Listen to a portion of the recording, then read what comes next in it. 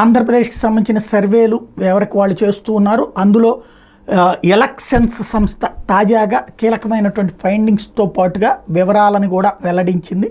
అందులో ఎస్పెషల్లీ గ్రామీణ ప్రాంతాల్లో ఉన్నటువంటి అంశాల గురించి ప్రధానంగా హైలైట్ చేసింది. కీ ఫైండింగ్స్ ఏంటంటే, rural Andhra Pradesh stands United in it's support for Jaganmohan Reddy, similar to Madhya Pradesh.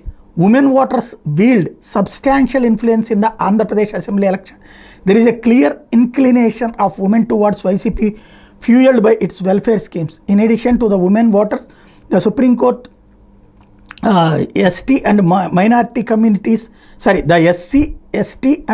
communities continue to support YCP, playing a crucial role in bringing Jagan back to power. అంటూ ఏదైతే మధ్యప్రదేశ్లో కూడా అంత నెక్ టు నెక్ ఫైట్లో భారతీయ జనతా పార్టీ పరిస్థితి ఏంటో అని కూడా చాలామంది సర్వేలు చేస్తే, వీళ్ళు అప్పుడు ఇచ్చినటువంటి సర్వే గ్రామీణ ప్రాంత మహిళలు బీజేపీ వైపుకి ఓటేస్తున్నారు అన్నటువంటి.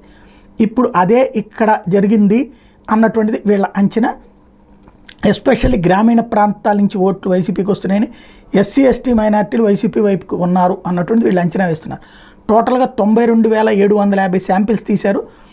వీళ్ళ అంచనా ప్రకారం వైఎస్ఆర్ కాంగ్రెస్ పార్టీకి 49.46% ఓట్లు వస్తాయని, తెలుగుదేశం పార్టీ కూటమికి 46.12% ఓట్లు వస్తాయని, కాంగ్రెస్ కూటమికి 1.08% ఓట్లు వస్తాయని కాంగ్రెస్ పార్టీ వరకు, ఇతరులకు 3.34 వస్తాయని అంచనా వేశారు.